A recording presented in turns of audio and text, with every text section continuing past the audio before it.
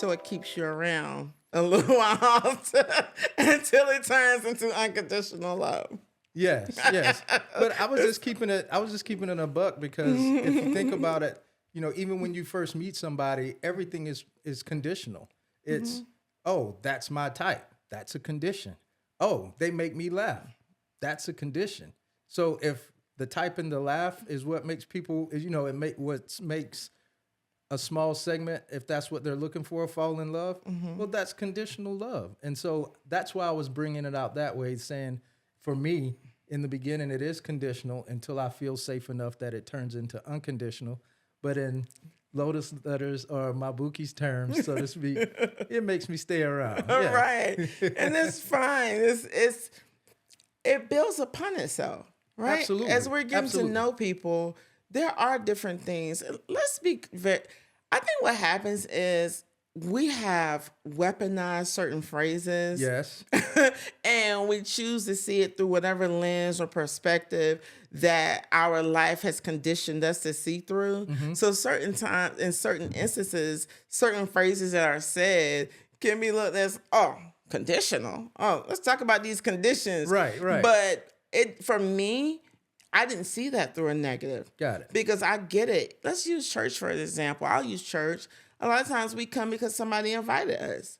That's the condition upon what we came. Correct. And then once we get there, the choir may be bumping, praise and worship team may be slamming. We may love the word or the teaching. That's another condition that gets us to remain. So relationship, we act like it's just so deep. Like it really does parallel other things in life. Right. So I totally get what you were saying.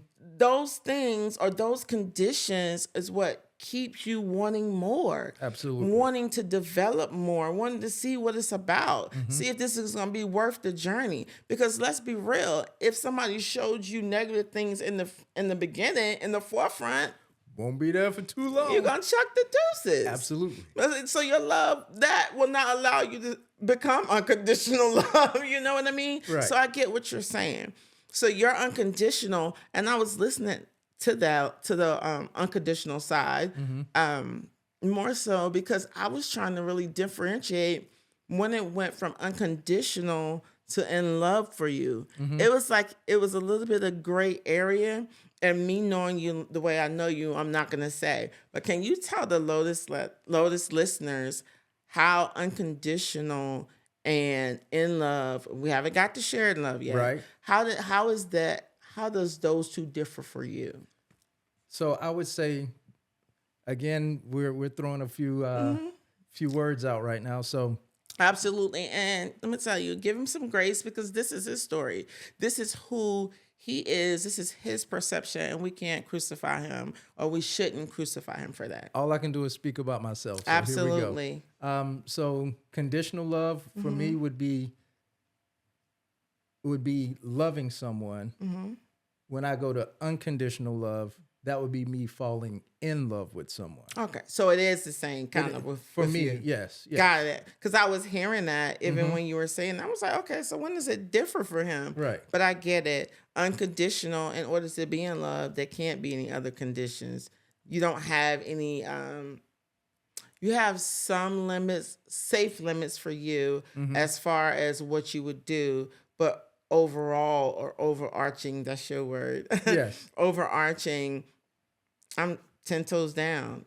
I'm in it to win it. I'm in it long term. Yes. I'm in it for the journey, no matter what comes, as long as it's safe. And when I say safe, sometimes we inflict things in our relationship that are also necessary. So I have to always, unnecessary, not necessary, I apologize, but that are also unnecessary.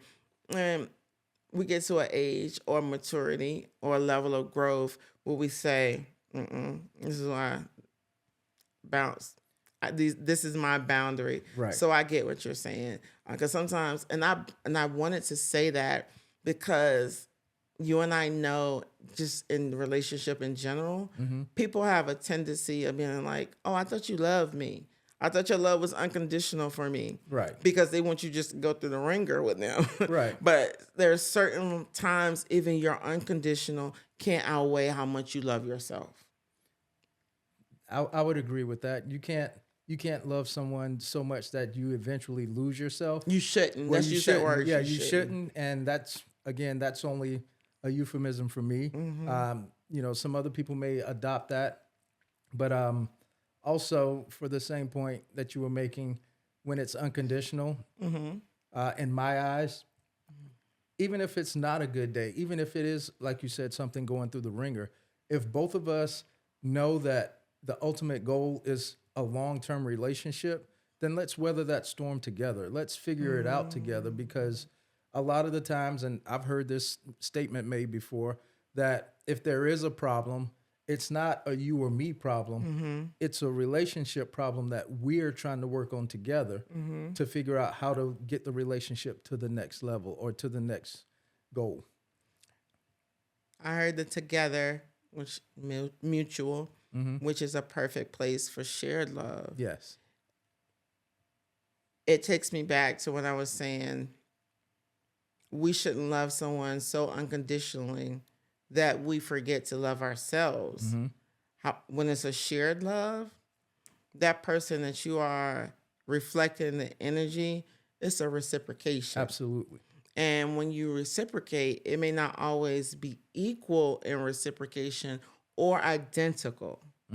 However, you know for sure that your partner is showing up with a mutual love. It's not lopsided. It's not one-sided.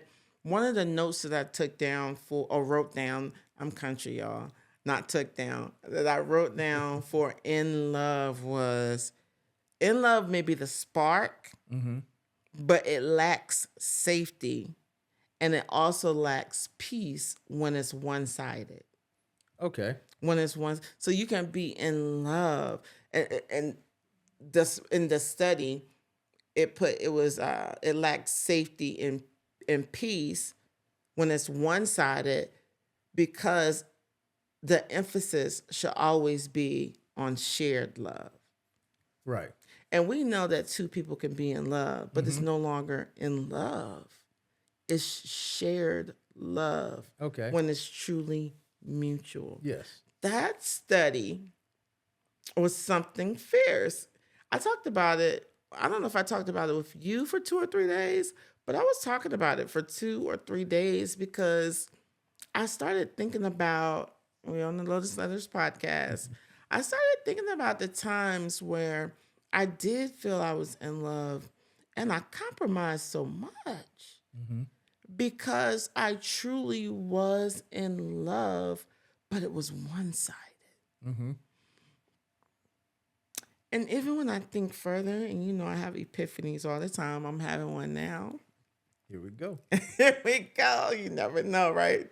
Even when I was thinking about how it was one-sided, I started thinking, was the person I was with giving their all, but it appeared to be one-sided? It was their capacity. Right. And that goes back to even when we're intentionally dating, we have to date with a purpose, a plan, and a level of self-respect, Yes. of expectation. I think we sometimes go into this dating pool with the wrong, I would say, plan and intent. And it seems like I'm creating a case, or I'm creating some type of plan that we have to navigate or work out, like we're doing some crime busting, but that's not where I'm getting at with that. I'm really I'm thinking about when we date, we don't always have real expectations. And I don't want to say a laundry list of things, but a laundry list of things, because some of us go in so blind. We go in not thinking about what we want, not just for the moment, but long-term for our life. We don't take the time to think about, well, some of us, not all, don't take the time to think about, who do I want to raise my children with? Who do I want to spend the rest of my life with? Who do I want to have name tied to my legacy? Right. Who do I want to build my empire with? And because we don't do that, it's a lot of times we get in relationships that are one-sided, unequally yoked. We try to drag the person through life, but we weren't meant to be with them. It was someone we chose Right. and not chosen for us.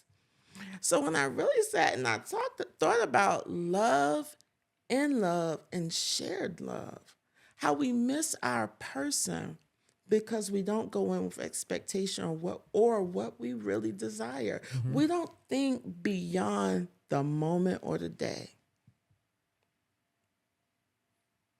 I like that because it's the same expectation if you went on a job interview. Absolutely. You go, you talk with the person on the other side of the counter or the table, or whatever it may be. You hear what they have to say, they hear what you have to say.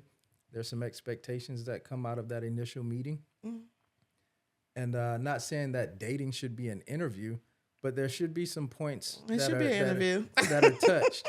There should be some points that are touched that not necessarily is a grilling moment or, okay, let's check this box, let's check that box off.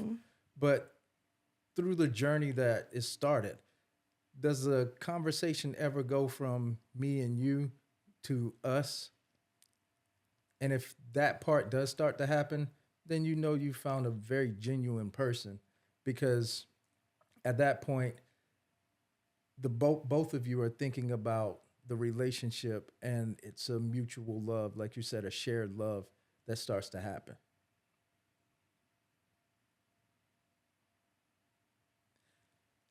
On the Lotus letters, Miss Maddie is quiet. I am thinking. You said a lot. It was heavy. I think I want to hear more. I want you to share it like you would share if the cameras were off. Put it in those terms. Here for we me. go. Okay. Put it in those terms for me. So when you were talking about setting the expectations, some people going into love blindly, I think that would be a set that is emotionally immature, that would run into a relationship blindly. So those are the situations where somebody's going to learn a lesson. It may be a great one, and it may be their lifelong lesson, or it may be a bad one, and it's a lesson that they will continue to take on with them through life to not make that mistake again or what have you. When I was given the job reference, it's okay to ask questions. It's okay to, some people have a 90-day review. It's okay to kind of every now and then stop and make an assessment. Am I good for this person? Is this person good for me? Because I know I used to do something like this. Are you good to me, and are you good for me? That covered two very big envelopes that allowed me to understand if I still needed to be pushing and moving through this relationship, or if it's time to say, hey, we had a good run. We made some great memories. Things don't seem to be going in a direction that is conducive for either one of us. That's the conversation. That's the lecture you give when it's not ready, when they're not ready for you. That's the lecture.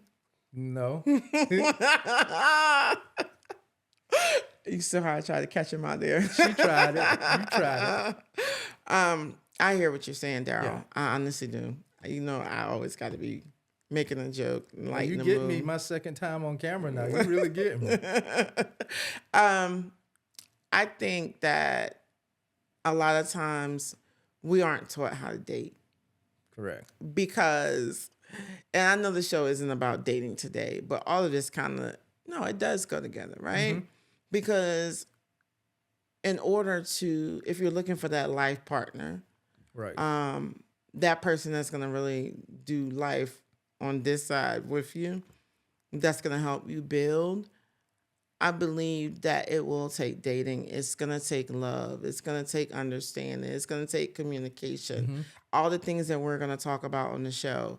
I think a lot of times because we don't have the tools or ask the right questions where in the beginning for dating, we end up I don't like to use the phrase waste time, but we do end up utilizing unnecessary time with the wrong people.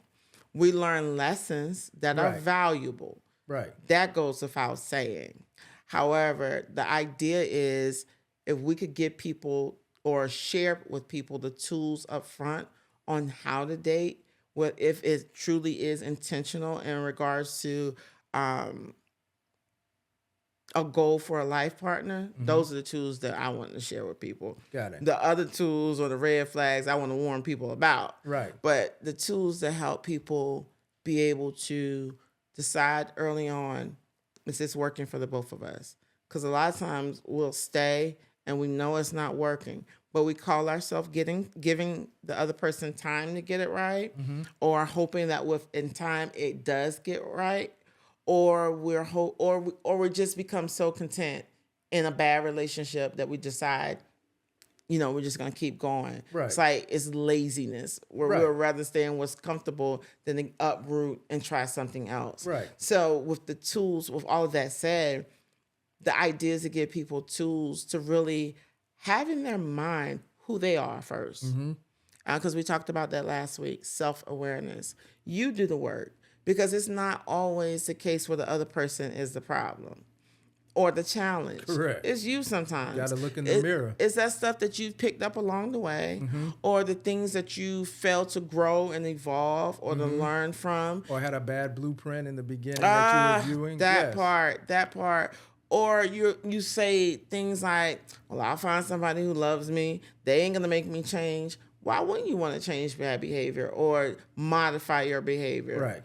When necessary, especially if it's going to make you better. So it does come with self-awareness. Yes. And with self-awareness, some of the things that you have, self-awareness and healing, some of the things that you've previously endured or accepted or was attracted to, once you purge a lot of the negative out of you, you ain't even trying to attract or be in the same proximity as some of the people that you've previously dated, or the things that you've previously accepted. You ain't accepted it anymore. Right. You feel what I'm saying? I definitely do. So self-awareness, healing, knowing what you really want after the self-awareness piece, and being honest with yourself and the person when it's not working. What else have you gleaned? I don't want to give them all the nuggets. No, you're on a roll. Keep going. As we're dating, then we'll learn what we do and don't like. Don't paint. I love how you used to say it. Don't paint red flags yellow. Correct. Or was it red flags green? No, red flags yellow. Okay, because you still want to give that person a pass, maybe because you really like them a lot, or you feel like they got potential, or you're in love, so you're making excuses. Am I going down anybody's street right now? You make excuses or concessions that you wouldn't normally make. Right, or you're giving them grace, so to speak. That absolutely. Yeah.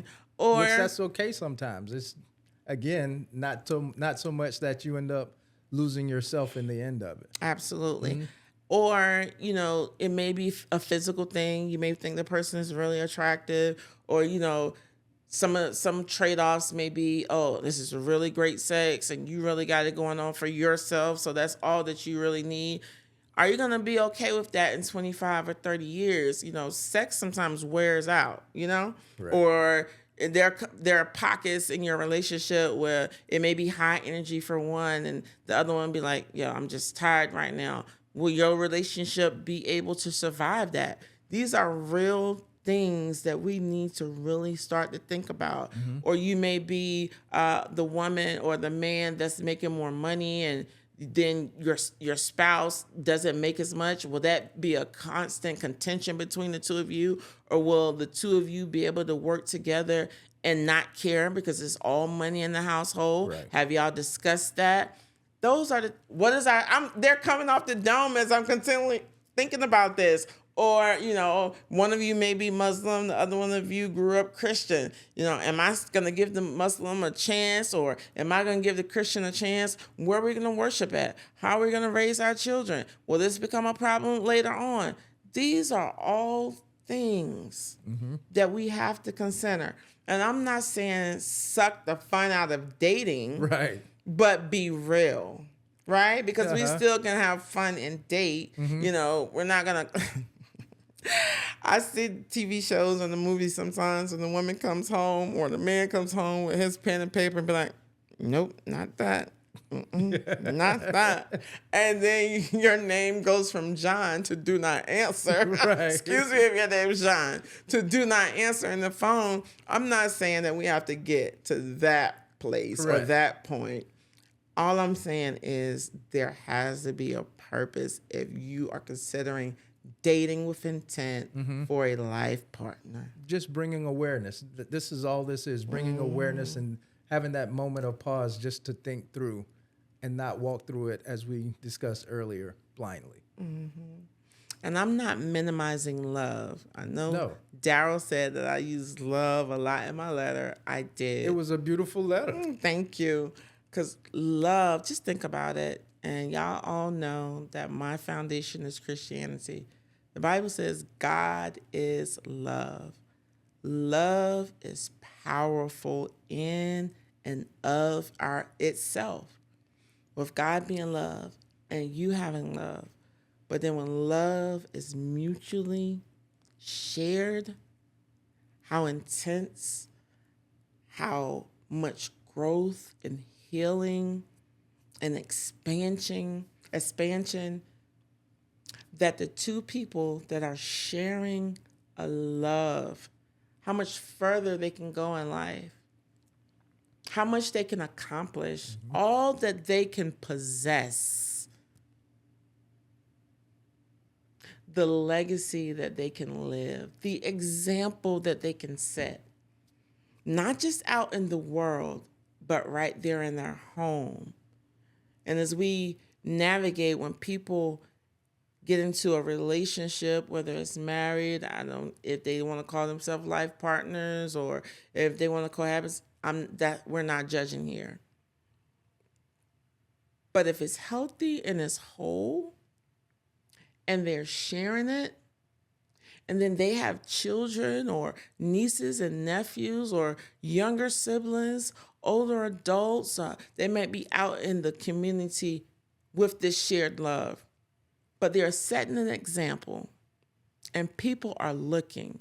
People may never say anything as they encounter you or as when they pass you, but they are looking. And then just think about the examples that people that do the self-awareness, that do the healing, that really take the time to date with an intent and have a purpose, a positive purpose. If we continue to have that evolve and be an example, people can glean from it and we can reproduce of that likeness, because that is the model that is going to be set up. That's what I ended up really sitting in and thinking about. How homes could have the potential of no longer being broken. How people can really be on one accord. And remember, this isn't just limited to romance. This is friendships. This is parent-child. This is siblings. The shared love, if we can really get on one accord and come from a pure and authentic place. Tell me about that, Daryl. What are you thinking? I just got lost in your eyes for a second. I'm not lying. You were talking. I'm sorry. Oh my goodness. You're trying to turn those letters. No, R-rated. I'm not. I literally did, though, because that was a deep comment that you were making, especially when you got to the part about being able to not have homes be broken anymore. I think, there was a lot that you were saying there. I'm sorry. I got lost in the thought. If it really gets started, though, the love, the relationship, and the very beginning needs to start with yourself. I think if the tools would start with who are you, where are you, what do you want in life, where are you going in life, and why are you going there? I think that will allow anybody to then make sure that they can find a partner that aligns with them that way.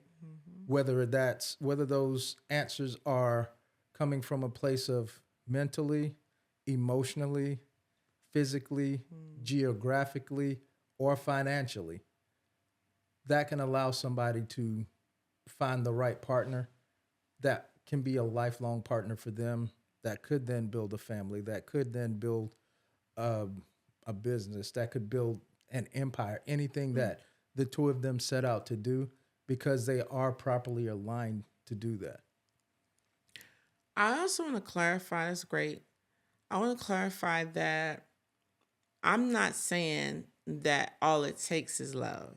No, I didn't want to make sure that Not I you. minimize that part. Okay, we're good. No, because I've said love a lot. Not you. You're great. You speak my language. We understand each other. But for my listeners, I want to make sure that I'm not saying that, oh, I love someone, it's all great. What I'm saying is there's work. I started my letter with love is an action word. And with love being an action word, that means it takes effort, it takes work. And that effort and that work may mean overall, I'm going to try my best to become a better communicator.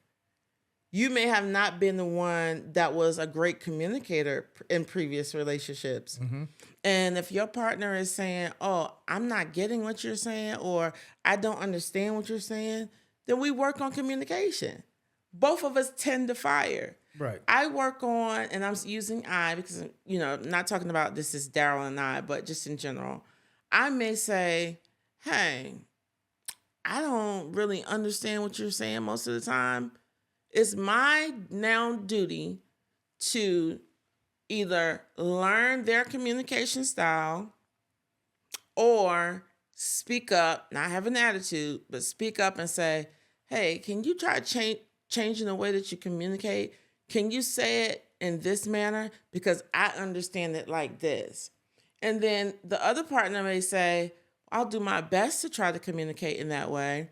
But in the event that I'm not able to communicate in a way that you understand, can you try to understand what I'm saying? And sometimes there will be a stalemate between the two. That's real. Because as you're navigating and you're learning that person, there are going to be hiccups, but you keep at it. And as the time progresses, as the relationship grows and expands, you'll learn how that person communicates because you're now around them. And I guess that's where the conditions go to unconditional and in love. Yes. And because there becomes a shared love, now you both work at understanding each other's communication style. And when you understand each other's communication style, that person most likely, I'm not going to give a percentage, is going to either learn your communication style or you're going to learn theirs. Or both things can happen at once. But because there's shared love and mutual interest and y'all worked at it equally, there you go. Yes. There it is. There it is. There it is. Did I explain that? You did. Oh, You was did, it confusing? Because I was about to jump out and be vulnerable because that's exactly how we evolved our communication. It is. But I wasn't talking about Daryl and I. But no. Yeah. Go ahead. I'm going to be vulnerable and talk about Maddie and I for a second. Go ahead. So, when we first met and as we learned each other or started to learn each other, we would have conversations, and sometimes I would use my listening skills and my communication skills and say, hey, tell me what you heard. Right. But I have to be honest right now. There were a couple of times there were some things that you said, and I let that be a trigger point for me. And I didn't ask for validation of, hey, what did you mean when you said X, Y, and Z? And I had to quickly learn, wait a minute. let me find out what your intent was behind the words that you used, or the word that you chose within that sentence. And it helped me understand you so much more. The same way I would ask for you to give me back what you heard, which helped me modify my behavior to figure out a different way of communicating stuff that we are both, we go deep, y'all. We end up talking a lot, and I'm still trying to figure out why it's a little different in front of this camera, because we've gone hours and hours sometimes back and forth with understanding a point, expounding on a point. And I definitely wanted to at least share with the Lotus listeners that, it's not something that's just being thrown out there to the universe. This is also stuff that we practice when the cameras are off. Absolutely. I will also thank you for sharing that, honestly. Thank you for being vulnerable. Because I do know it can be very challenging to be vulnerable in front of people you don't know. This is now out there. However, I want to also say that it was Daryl that helped me understand that I didn't know Webster's definition to a lot of words. No. Yes. No. Listen, let me tell them where I'm going with that. So sometimes in life, I'm country. So sometimes in life, we will throw words out there that really don't mean what it is supposed to mean. So it changes the complete context and content of your sentence. Right. So sometimes I'll say a word. I can't think of something right now. Can you think of one? No, and I'm not. I can't think of one right now. But in the event that I do, I'll say it. But sometimes I would say things, and Darren was like, "No, you said," and I'm like, "I didn't mean that. You know what I meant." And Darren would be like, "No, I know what you said." So then when he articulates it back to me, I'm like, oh, I have to accept responsibility for that, because the misplacement of that word changed the entire context and flow of the conversation. It did. And that's how we sometimes unintentionally cause rifts that don't necessarily need to take place. But the fact that it was new, we were both working to tend the fire. Yes. On both sides.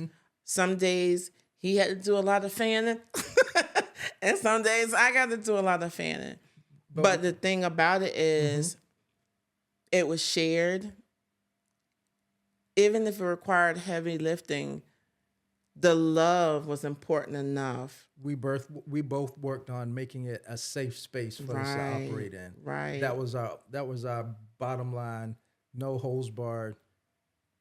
This is the rule that never gets broken. We will always create a safe space for each other. Absolutely. And it gets tough sometimes. That's full transparency. It gets tough sometimes, but you remember why you're doing it. Right. You remember that you really do love that other person. You really do realize that it's worth it. It's worth it when you find your life partner. Correct. It doesn't mean that every day, listen, we ain't trying to lay that narrative that is hunky-dory or great every day. We are both imperfect people. Correct. Who had a lens prior to our meeting each other. And we'll talk about that eventually. Like, sometimes your lens is distorted. I'm sorry, I didn't mean to hit you. You're fine. Sometimes your lens is distorted based upon other experiences. And you really do have to check yourself and say, wait a minute, this ain't that. This is different.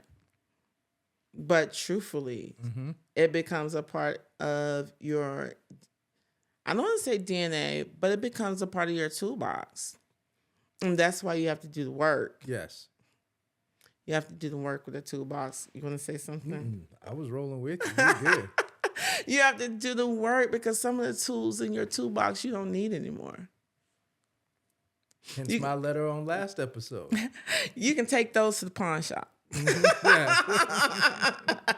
You can get rid of those. You can go ahead and when you clean out the garage, you can go ahead and put those in the yard sale.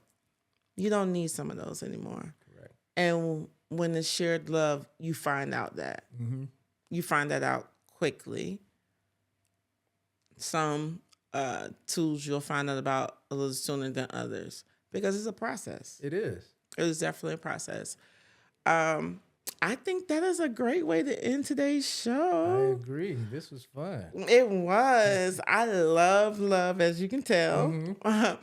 It's even greater when you experience it. Lotus Ladies Luncheon. We have vendors. We've already been working on the menu. I am now trying to decide what kind of furniture is going to be on set. I am trying to decide what is going to be in those Lotus Ladies bags. And I want you all to get your bag on Amazon. But I am going to give everybody that comes through the door that day a nifty treat to know that they've been at the Lotus Ladies Luncheon. This is the first luncheon. It was my heart's desire to get all of the previous Lotus guests in one spot. I wanted to also do a Lotus Letters production outside of our studio. And I wanted to have a live audience. I love what I do on this podcast. I love the people that have come through. I love meeting everyone out in public when they're telling me that they're watching and they're able to tell me everything that happened on the episode. I love the fact that many of you have started hitting that bell more frequently now. Mm-hmm. Thank you for that. Thank you for all the shares. I thank you for all the genuine people who are listening and rooting, not just for me, but for everyone that comes on the show to really genuinely share so that we can all be better together, so that we all can embrace and walk and navigate this journey until we get to our purpose, so that we can leave a legacy that is healthy and whole and in their right mind. Is there anything you want to say before we leave? Oh, I had something. So when is the Lotus Ladies Luncheon? Great. June 28th, 2025, 11 to 2 p.m. We have a flyer circulating around, and I ask that you go to Eventbrite and get your mother-daughter tickets. Mother-daughter tickets aren't just for mother-daughter. If your BFF, your aunt, your niece, grandmother, granddaughter, as long as you are female, you can come to the Lotus Ladies Luncheon.